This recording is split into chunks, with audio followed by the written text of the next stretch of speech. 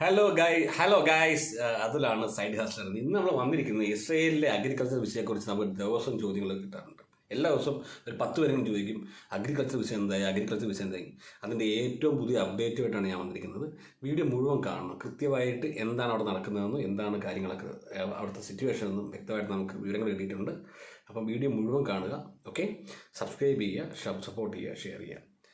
അപ്പോൾ വീഡിയോ കാണുന്നതിന് മുമ്പായിട്ട് എനിക്ക് ഇസ്രയേലിൽ നിന്ന് വന്ന അവരുടെ ഡോവർ എന്ന് പറയുന്ന ഒരു അഗ്രികൾച്ചറൽ പേഴ്സണിൻ്റെ ഒരു മെയിലുണ്ട്. ആ മെയിലിൻ്റെ ഒരു ഡീറ്റെയിൽസ് നമുക്ക് കണ്ടിട്ട് ബാക്കി കാര്യങ്ങളിലേക്ക് പോകാം. അപ്പോൾ എല്ലാവർക്കും അഗ്രികൾച്ചർ വിഷയത്തെക്കുറിച്ചാണ്. അതിനായിട്ട് ഞാൻ Israel government agriculture department Dover എന്ന് പറയുന്ന അവരുടെ അഗ്രികൾച്ചർ ഡിപ്പാർട്ട്മെൻറ്റിൻ്റെ സ്പോക്സ് പേഴ്സണോട് സംസാരിച്ചിരുന്നു. അയാൾക്ക് ഒരു ഇമെയിൽ അയച്ചപ്പോൾ അയാൾ എനിക്ക് ആ ഏജൻസി അവരെനിക്ക് റിപ്ലൈ അയച്ചു. Arrival of agriculture foreign workers did not stop at all. They keep coming. You can see the data published in ministry's website. ഈ ലിങ്കിൽ പോയി കഴിഞ്ഞാൽ മൊത്തം ഹീബ്രുവിനാണ്, ഒരു കുന്തം നമുക്ക് മനസ്സിലാകത്തില്ല. അപ്പോൾ അതുകൊണ്ട് ഞാനത് ബാഡ് ഉപയോഗിച്ചിട്ട് ട്രാൻസ്ലേറ്റ് ചെയ്ത് ഞാൻ ഡോക്യുമെൻ്റ് ആക്കിയിട്ടുണ്ട്. ഞാൻ അതിനെക്കുറിച്ച് കൂടുതൽ പറയാം. ഇതൊക്കെയാണ് ആ ഫിഗേഴ്സ് കേട്ടോ, എത്ര വർക്കേഴ്സ് വന്നു, എത്ര വർക്കേഴ്സ് പോയി എന്നുള്ളത്. അപ്പോൾ ഇതാണ് അതിൻ്റെ ഫിഗേഴ്സ്. 27/2/2024 വരെയുള്ള ഫിഗേഴ്സാണ് ഈ കാണുന്നത്. അപ്പോൾ അതായത് നമുക്ക് മൊത്തം വായിക്കാം. 9644 പേരാണ് ഇസ്രയേൽ യുദ്ധം തുടങ്ങിയതിന് ശേഷം ഇസ്രയേലിൽ വന്നത്, ഫോറിൻ വർക്കേഴ്സ്. 29,000 പേരായിരുന്നു ഫോറിൻ വർക്കേഴ്സ് ഇസ്രയേൽ യുദ്ധത്തിന് മുമ്പ് ഉണ്ടായിരുന്നത്. ഓക്കെ, 2500 പേരാണ് വോളണ്ടിയേഴ്സ് ആയിട്ട് ഉണ്ടായിരുന്നത്, സോൾജിയേഴ്സും വോളണ്ടിയേഴ്സും. 9948 പേരാണ് യുദ്ധം തുടങ്ങിയപ്പോൾ ഇസ്രയേലിൽ യുദ്ധം. ഇതാണ് അവിടുത്തെ കണക്ക്. പിന്നെ ലേബർ ഷോർട്ടേജ് ഉണ്ടായ കാര്യം എന്ന് വെച്ചാൽ ഇസ്രയേലിലെ കർഷക മേഖല എന്ന് പറഞ്ഞാൽ ഫോറിൻ വർക്കേഴ്സിനെ ഒരുപാട് ആശ്രയിക്കുന്നുണ്ട്. പക്ഷേ ഇപ്പോൾ ഇസ്രയേലിൽ അഗ്രികൾച്ചർ ലേബർ ഷോർട്ടേജും ഉണ്ട്. ആ ഉള്ള ഷോർട്ടേജ് അവർ നിലനിർത്തിക്കൊണ്ട് പോകുന്ന പട്ടാളക്കാരെയും സന്നദ്ധ സംഘടനകളെയും വെച്ചാണ്. എന്ന് വെച്ച് ഇന്റർനാഷണൽ ആയിട്ടുള്ള ഫോറിൻ അഗ്രികൾച്ചർ വർക്കേഴ്സിനെ അവർ ഹയർ ചെയ്യുന്നത് സ്റ്റോപ്പ് ചെയ്തിട്ടില്ലെന്നുള്ള വാസ്തവമാണ് കേട്ടോ. അപ്പോൾ എന്തുകൊണ്ടാണ് പിന്നെ ഇന്ത്യക്കാർക്ക് മാത്രം വിസ അടിക്കാത്തതെന്നുള്ള ചോദ്യം വളരെ പ്രസക്തമാണ്. അതിൻ്റെ ഉത്തരം ഞാൻ നിങ്ങൾക്ക് ഉടനെ തരാം.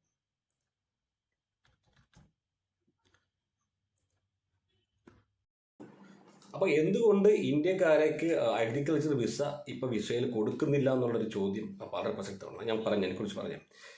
അതിൻ്റെ മെയിൻ കാരണം എന്ന് വെച്ചാൽ തായ്ലാൻഡ്, ശ്രീലങ്ക തുടങ്ങിയ രാജ്യങ്ങളുമായിട്ടാണ് സൗത്ത് ഏഷ്യയിൽ ഇപ്പോൾ ഇസ്രയേൽ അഗ്രികൾച്ചറിന് MOU സൈൻ ചെയ്തിട്ട് അഗ്രികൾച്ചർ വർക്കേഴ്സിനെ കൊണ്ടുവരുന്നതിന് MOU സൈൻ ചെയ്തിരിക്കുന്നത്. ഇന്ത്യൻ രാജ്യവുമായിട്ട് ഇസ്രയേലിന് അഗ്രികൾച്ചർ വർക്കേഴ്സിനെ കൊണ്ടുവരാനായിട്ട് ഒരു MOU അല്ലെങ്കിൽ ഒരു ബൈലാറ്ററൽ ഉടമ്പടിയും ഇല്ല എന്നുള്ളതാണ് അതിൻ്റെ ഒരു സന്ധി ഇല്ലെന്നുള്ളതാണ് അതിൻ്റെ ഏറ്റവും വലിയ വിഷയം. യുദ്ധസമയത്ത് എമർജൻസി സിറ്റുവേഷനിലാണ് കുറച്ച് പേര് ഇന്ത്യയിൽ നിന്ന് അവർ എമർജൻസി റിക്വയർമെൻ്റ് ആയിട്ടാണ് ഗവൺമെൻറ് സ്പെഷ്യൽ പെർമിഷനിൽ അവർ റിക്രൂട്ട് ചെയ്ത് കൊണ്ടുപോകുന്നത്. അതിനുശേഷം അഗ്രികൾച്ചർ മേഖല ഉണ്ടാകുന്ന തൊഴിൽ പൂർണ്ണമായി ഫില്ലായതിനു ശേഷം ഇന്ത്യയിൽ നിന്ന് തൊഴിലാളികളെ കൊണ്ടുവരേണ്ട ആവശ്യം അവർക്കില്ലാതായി എന്നുള്ളതാണ് വാസ്തവം. കാരണം അതിന് മൊത്തം മാൻ പവറും വളരെ ചീപ്പറായിട്ട് അവർ ശ്രീലങ്കയിൽ നിന്നും തായ്ലാൻഡിൽ നിന്നും അവർ കൊണ്ടുവരുന്നുണ്ട്. കാരണം തായ്ലാൻഡും ശ്രീലങ്കയും യുദ്ധത്തിന് മുന്നേ തന്നെ ആയിരക്കണക്കിന് പേര് ഇസ്രയേലിൽ പണി ചെയ്യുന്ന ആൾക്കാരാണ്, അതായത് അഗ്രികൾച്ചർ മേഖലയിൽ. അപ്പം ഇന്ത്യൻ ഗവൺമെൻറ്റുമായിട്ട് ഈ അഗ്രികൾച്ചർ മേഖലകളിലേക്ക് വർക്കേഴ്സിനെ കൊണ്ടുവരുന്നതിനായിട്ടുള്ള ഒരു MOU സൈൻ ചെയ്യുന്നത് വരെ ഇനി അഗ്രികൾച്ചർ മേഖലയിൽ നിന്ന് ഒരു വിസയും ഇന്ത്യയിൽ നിന്ന് ഇഷ്യൂ ചെയ്യാൻ പോകുന്നില്ല. അപ്പം ഇസ്രയേലിലെ കൃഷി ജോലിയുമായിട്ട് സ്വപ്നം കണ്ടിരിക്കുന്നവർ ആ സ്വപ്നം തൽക്കാലത്ത് ഉപേക്ഷിക്കുക. നിങ്ങൾ ഡോക്യുമെൻറ്റ്സ് ഒക്കെ കൊടുത്തിട്ടുണ്ടെങ്കിൽ അത് അവിടെ ഇരിക്കട്ടെ. എന്നെങ്കിലും, അതായത് വരുന്ന ഭാവിയിൽ എന്നെങ്കിലും ഇന്ത്യ ഗവൺമെൻറ് ഇസ്രയേൽ ഗവൺമെൻറ്റുമായിട്ട് ഒരു MOU സൈൻ ചെയ്യാൻ സാധ്യത ഉണ്ടെന്നൊക്കെ പറയുന്നു.